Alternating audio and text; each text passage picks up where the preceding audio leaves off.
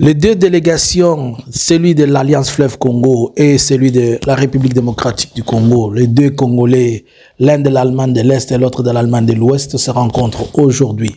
Aujourd'hui, nous sommes le 9 du mois de juillet 2025 et ils sont à Doha depuis hier le 8.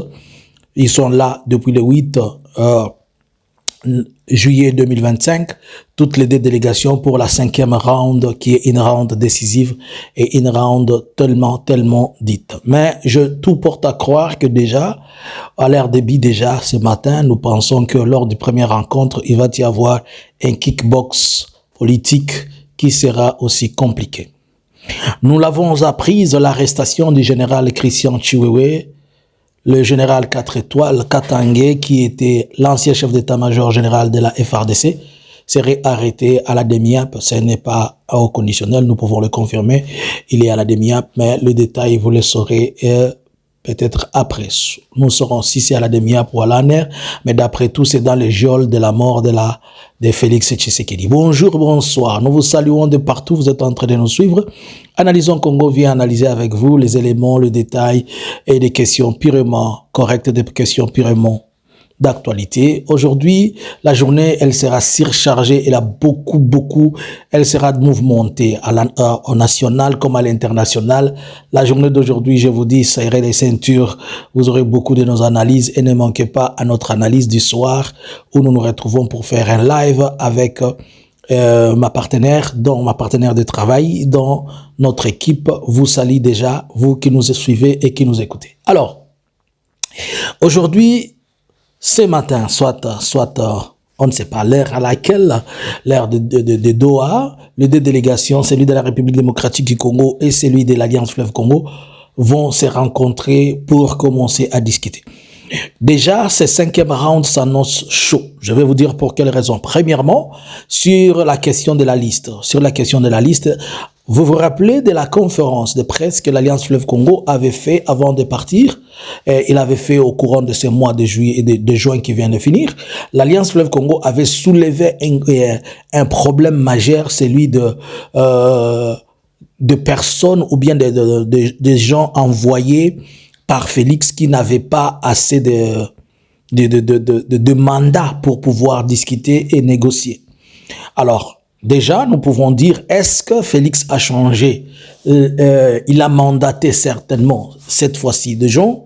Il a gardé la même liste ou bien il a donné le mandat qu'il faut. C'est soit les deux choses qu'ils attendent, soit le mandat, soit les personnes considérées comme étant ayant droit de prendre des décisions. Je ne crois pas qu'elle le fera. Est-ce que ça ne va pas constituer un frein? Le médiateur va-t-il le demander de discuter seulement avec cette question qui n'est pas répondue? Déjà, si cette question n'est pas répondue, elle présage déjà que tout ce dont ils vont se discuter n'aura pas de réponse. Ça, c'est un.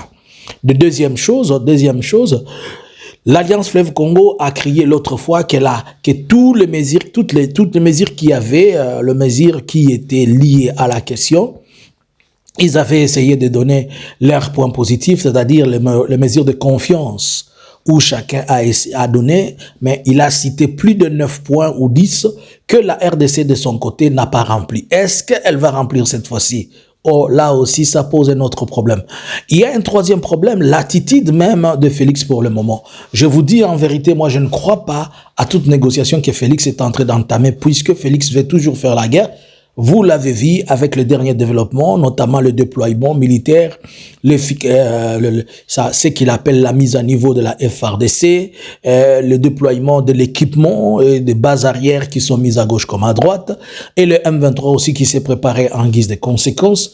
Nous avons lu quelques tweets de l'Alliance Fleuve Congo, ainsi que qui disait par exemple le chef de la délégation de l'Alliance Fleuve Congo, M. Mbonimpa, qui a dit que il signale et il alerte encore le déploiement en troupes, en armes, en équipement sophistiqué des armes pouvant attaquer Goma, Bukavu avec des drones, tout ça qui sont déployés pour le M23. Cela menace même ces discussions de paix dans lesquelles ils sont. Mais il a ajouté que l'ARC, donc l'armée révolutionnaire congolaise, qui est la branche armée de l'Alliance Fleuve Congo, ou l'armée de la AFC/M23, elle pourra se défendre au cas où elles sont attaquées, elles pourront riposter. Donc, c'est pour dire que, et ils vont dire qu'ils ne font pas la guerre, mais s'ils sont attaqués, ils vont se défendre. Alors, déjà, cela nous montre que les choses vraiment vont se tirailler de gauche comme à droite. Kinshasa va-t-il répondre ou il ne va pas répondre? La posture de Kinshasa, pour le moment, je ne pense pas que c'est une posture de réponse. Pourquoi? Elle peut aussi jouer à deux choses. Soit Félix ne répond pas. Pourquoi? Puisqu'il a déjà signé son contrat avec Washington pour lui, il pense que pour lui, c'est déjà une garantie qu'il a tout obtenu. Deuxième chose, puisqu'il a suffisamment aujourd'hui, il a réalisé, il a déployé, on est en train de parler entre 7 000 et 9 000 hommes qui ont été déployés à Ouvira. Bon, d'autres sources parlent de 10 000 à 15 000 hommes. J'ai de mes sources d'information, j'ai même appris que les JR qui sont là vont être relevés pour qu'il y ait d'autres JR qui vont venir. Ceux qui sont là, ils vont un peu rentrer. Il y a au moins 3 000 JR, je pense, qui sont à Ouvira. Ils vont être relevés pour qu'ils aillent subir une formation et peut-être ils vont être relevés par les autres. C'est-à-dire, il va y avoir un long mouvement aller-retour de troupes et tout cela ne favorise pas les climats dans lesquels on est en train de parler et dire la paix. Troisièmement, Félix peut faire semblant de leur accorder ce qu'ils sont en train de demander, mais dans le souci de pouvoir commencer à choper chacun comme il peut.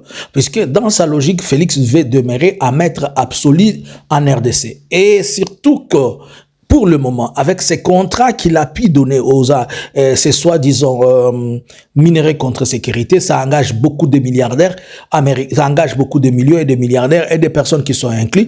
Il faudrait que chacun qui est en train de faire son lobbying ait un lobbying suffisamment fort et puissant. Mais là, nous connaissons que c'est là il régit de la question qui se relie avec les gens avec qui ils sont en train de négocier. Mais aussi, il peut négocier, il peut donner ce que le M23 est en train de demander, c'est-à-dire il va perdre quelque chose, il va donner quelque chose ou vice-versa pour essayer de décrisper la situation. Dès lors qu'ils sont en train déjà de parler de quoi?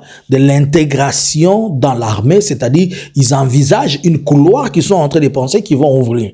Et surtout que aux États-Unis, on l'a obligé qu'il n'y aura pas d'envoi, il n'y aura pas l'accord qui permettra à ce que le businessman ou le chef d'entreprise viennent au Congo tant qu'ils n'ont pas encore obtenu un accord de paix d'ici la fin de ce mois. C'est pourquoi Boulos le pousse et il veut à tout prix obtenir. Donc Félix peut faire un semblant d'ouverture pour permettre à ce qu'il y ait la signature et dans le souci d'aller vers les négociations, la cohésion nationale, puisqu'il ne faut pas oublier, dans la cohésion nationale, j'ai entendu de la part de certains membres de l'IDPS, c'est pas entendu, mais c'est ça, l'IDPS se tient sur le point de dire que Félix n'a pas géré ces deux mandats, il n'a que géré un seul mandat. Alors, ils doivent aller à la cohésion nationale et mettant sur la table la chose ou le fait de dire que il faudrait qu'on lui donne son deuxième mandat, les 5 ans autres, puisque ce second mandat a été pris par l'Alliance Fleuve Congo, la guerre du Rwanda, le Rwanda avec la guerre et les négociations. Donc, pour eux, Félix n'a pas travaillé, il faut lui donner 5 ans.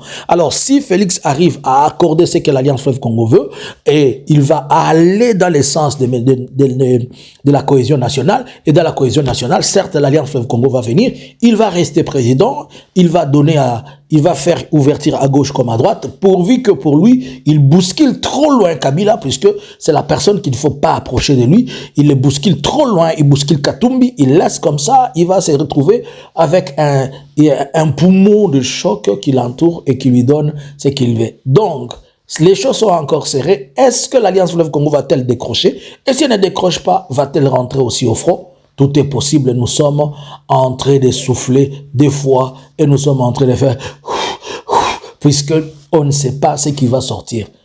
Déjà, certains analystes sont en train de dire que nous risquons de nous retrouver dans l'Itenika pour Félix. Est-ce que Félix est dans l'Itenika ou bien il se croit avoir réussi le pari?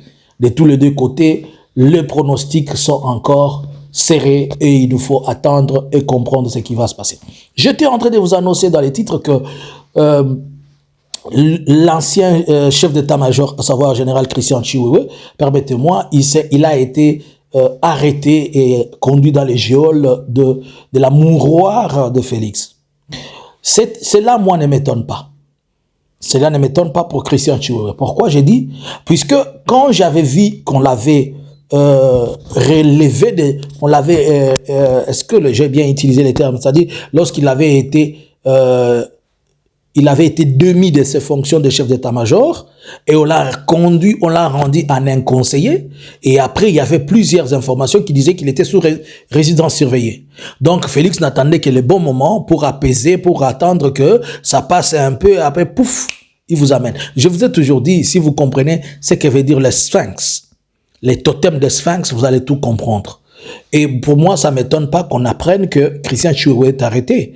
Et par la suite, ne soyons pas étonnés que demain ou après-demain qu'on apprenne qu'il est décédé, puisque lui et Kiaboula, il se retrouve déjà, Kiaboula a été dépêché d'urgence, et Kiaboula aussi. Donc ça fait encore 2 autres Katangais qui sont sous la géole. Ne soyez pas étonnés qu'il n'ait pas la visite, que sa famille crie, que ceci, les tortures et tout ça, et après, c'est la mort. Christian Chiwewe. Si tu te rappelles de ces visages qui te parlent, je ne t'ai jamais vu, on ne s'est jamais vu. Mais au moins, je t'avais envoyé plusieurs fois des messages te demandant « Accepte ma prière » puisque le Seigneur m'avait dit. Ça fait pour moi 2 ans que je t'avais dit ça. Je te vois arrêté pour une fausse histoire. Mais allez sur ma chaîne La Vérité Miracle. Rappelez à Christian Chiwewe que c'est moi qui lui avais dit ça. Et il avait négligé. Je lui avais dit en lui envoyant les messages, il avait négligé. Nous ne pouvons pas souhaiter la mort de quelqu'un, mais si c'est une autre chose qui arrive, que pouvons-nous dire? Je t'avais dit, je parle de ceux-là qui me suivent dans le domaine spirituel. J'avais dit, je te vois arrêter dans les jours à venir, je te vois. Et on va, est-ce qu'il y a des places n'a habité? Qu'est-ce que nous pouvons dire? Que peut-être l'Éternel l'épargne de tout ça. Mais la Bible dit que l'homme récoltera ce qu'il a semé. Qu'est-ce qu'il a semé? S'il a semé la paix, que Dieu lui donne la paix. S'il a semé le hors la paix, que Dieu lui donne ce qu'il a semé. Tout ce que moi je peux dire, c'est que encore un autre Katangais sur la liste, avec Kiaboula sur la liste de ceux-là qui doivent passer. Pour les gens qui ne comprennent pas encore, il faudrait que jusque le dernier des derniers meure pour que les gens comprennent. Nous ne ferons que notre travail, c'est lui de vous parler et de vous dire. Est-ce que nous pouvons déjà commencer à souhaiter les condoléances? Non, sinon on va nous dire que c'est nous qui souhaitons la mort. Mais nous connaissons tous que les gens, il y a un aller simple. C'est sans retour. Que pensez-vous de Doha? Va-t-il y avoir une bonne suite? Que pensez-vous? Chiwewe sera-t-il relâché? Puisqu'on en parle maintenant, cela ne fait rien. Puisque Félix a dit, je rencontrerai, je m'attaquerai sans remords. Que l'on parle de droit, violation, je m'en fiche. Il avait promis et il s'exécute. Lorsque Félix promet de torturer, de faire du mal aux Congolais, il le fait. Mais quand il s'agit des autres, il se comporte en poule mouillée. Alors que normalement un président devait défendre les siens et son peuple. Mais lui, il montre ses muscles contre son peuple. Et pour les autres, il devient une poule mouillée. Monsieur le Président, tu es en train de tuer ton propre peuple tout le jour. Tout le jour. Le pouvoir n'est pas éternel. Seul Dieu est éternel. Seul Dieu est éternel. Tu devais protéger ton peuple. Mais toi, tu tues ton peuple tout le jour. Je ne sais pas comment le goût de sang pour la tuerie de ton peuple est la chose qui t'intéresse plus. Mais il arrivera qu'un jour, tous nous partirons. Merci, bonjour, bonsoir.